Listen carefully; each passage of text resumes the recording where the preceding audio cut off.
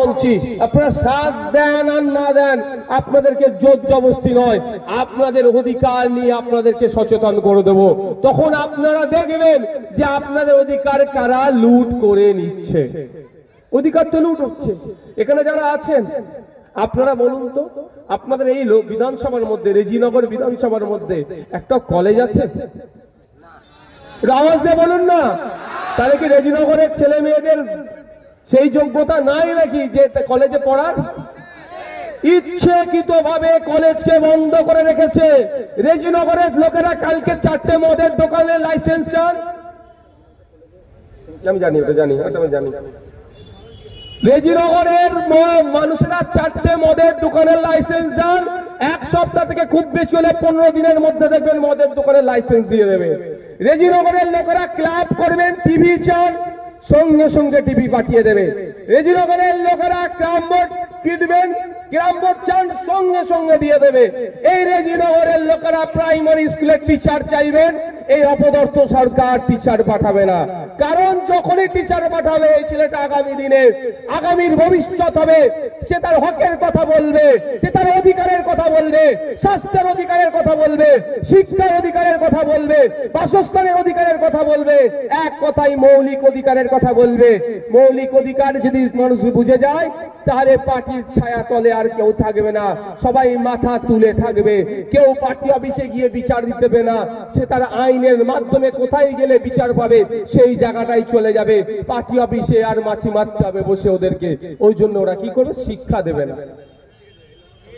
আর এই যখন আমরা কলেজের দাবি করছি, আমাদের কি আসার দরকার আছে? বামেরা খারাপ ছিল ওদের ভাষাই, তাহলে আমরা নিয়ে এসেছি। উনি ভালো হবে বলেই তো বলেছিল। সাচার কমিটির সুপারিশ গুলো হাতে নিয়ে কি বলতো? যে শিক্ষা, স্বাস্থ্য, কর্মসংস্থানে মুসলমানরা অনেক পিছিয়ে আছে, যদি আমাকে দায়িত্ব দাও, অর্থাৎ মমতা ব্যানার্জি বলতেন আমাকে যদি দায়িত্ব দেয় তাহলে সংখ্যালঘুদের বিশাল উন্নয়ন করে দেব। আপনারা বলুন যে এখানে আছেন, আমি যদি ভুল বলি আপনারা বলবেন, আমি সেটাকে রেকটিফাই করে নেব। এখানে বিভিন্ন বুথের মানুষ আছেন, লাস্ট 12 বছরে আপনাদের বুথে একটা কোনো নতুন শিক্ষা প্রতিষ্ঠান হয়েছে? হাত তুলে আমাকে দেখান। একটা বুথ থেকে সরকারি চাকরি পেয়েছে? হাত তুলে দেখাবেন। হ্যাঁ,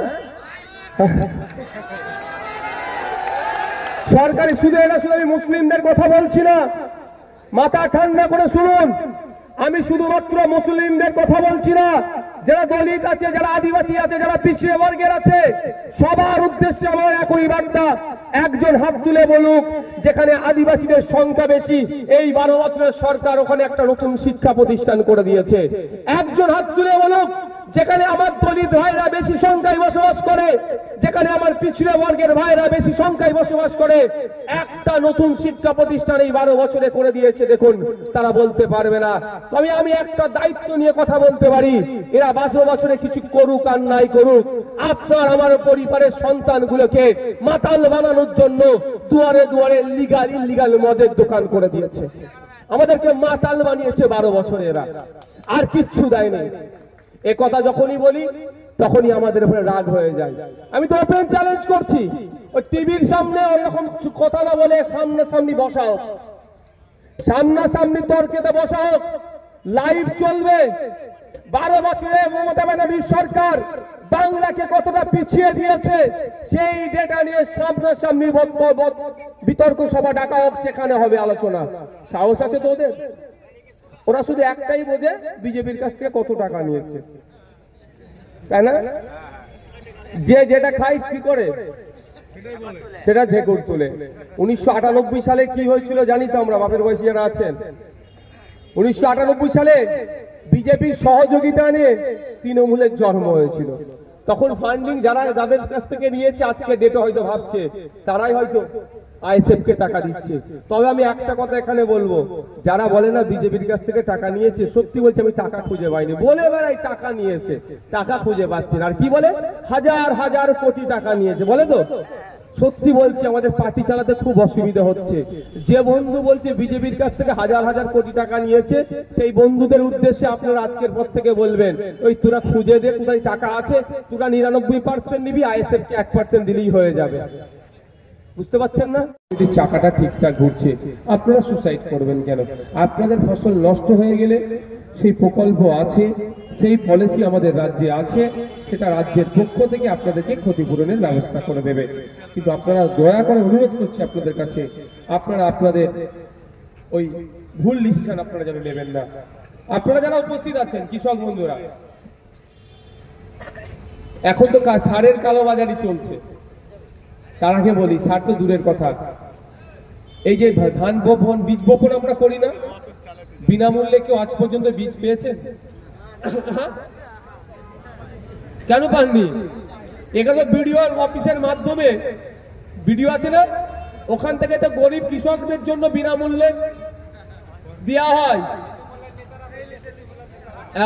চোর আপনারা ধরবেন কে?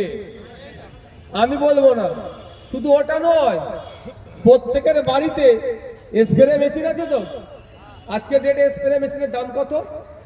4000 টাকা, যেটা ব্যাটারি বা চার্জিং সিস্টেমে আছে। আপনারা যদি নির্দিষ্ট সময়ে বিডিও অফিসে অ্যাপ্লিকেশন করে রাখেন, যারা গরিব কৃষক আছেন, একটা নির্দিষ্ট সংখ্যায় কোনো সময় বিনামূল্যে স্প্রে মেশিন আছে ব্লকের গরিব কৃষকদের জন্য, বা অনেক ক্ষেত্রে সাবসিডিতেও অনেক কিছু কৃষি যন্ত্রপাতি পাওয়া যায়। ধান কাটা মেশিন থেকে স্প্রে মেশিন পর্যন্ত, এই ট্রাক্টর থেকে শুরু করে অনেক কৃষিকাজের ব্যবহৃত যন্ত্রপাতি সাবসিডিতে পাওয়া যায়, অনেক ক্ষেত্রে ফ্রিতে পাওয়া যায়। ফ্রির কথা আমি ছেড়ে দিলাম, স্প্রে মেশিন আমাদের সবার প্রয়োজন লাগে, কিন্তু আমরা কোথায়? মার্কেট থেকে গিয়ে কিনি। কিন্তু আপনারা যদি নির্দিষ্ট সময়ে অ্যাপ্লিকেশন করে ওখানে জমা দেন এডিএ স্যারের কাছে, তাহলে আপনারা জানতে পারবেন আপ টু 40% ডিসকাউন্ট আছে, অর্থাৎ সাবসিডি আছে। অর্থাৎ আপনি মার্কেট থেকে স্প্রে মেশিনটা কিনতে 4000 টাকা খরচ লাগছে, আপনি গরিব কৃষক হলে আপনি ওখানে অ্যাপ্লিকেশন করলে ওখানে 40% আপনি পর্যন্ত ছাড় পেতে পারেন। অর্থাৎ 4000 টাকার মালে 1600 টাকা ছাড় পাবেন। কিন্তু ওই 1600 টাকা ছাড় পাচ্ছেন না, ওটা মধ্যখান থেকে লুট হয়ে যাচ্ছে আপনারা না জানার ফলে। এটা কোথায় গেলে পাবেন? ধান কাটা মেশিন অনেক দাম, অনেক দাম, অনেক দাম, ট্রাক্টর অনেক দাম, তো কি হয়েছে?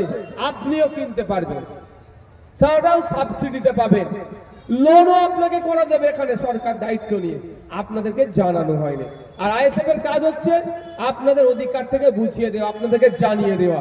ভোট 2024 নির্বাচন আসছেন, কাকে ভোট দিলে ভালো হবে না হবে, কাকে ভোট দিলে এই মুর্শিদাবাদের ডেভেলপমেন্টের কথা পার্লামেন্টে গিয়ে বলবে, কাকে ভোট দিলে মুর্শিদাবাদের ইউনিভার্সিটির কথা পার্লামেন্টে গিয়ে বলবে, কাকে ভোট দিলে মুর্শিদাবাদের ভাঙনের কথা পার্লামেন্টে গিয়ে বলবে, কাকে ভোট দিলে মুর্শিদাবাদের পরিযায়ী শ্রমিকদের দুর্দশার কথা পার্লামেন্টে গিয়ে বলবে, সেটা আপনারাই ডিসাইড করবেন। আমি আপনাদেরকে জোর করব না।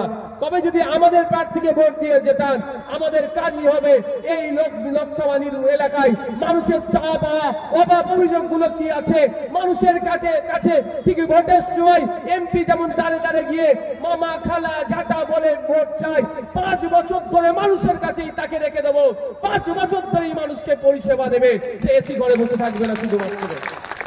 আপনারা যদি দেন, এখানে ঘুরবে, এখানকার মানুষের চাওয়া পাওয়ার কথা শুনবে, শুনে পার্লামেন্টে বলবে যে আমার লোকসভার মানুষের এই চাওয়া আছে, যেটা তার ডিউটি।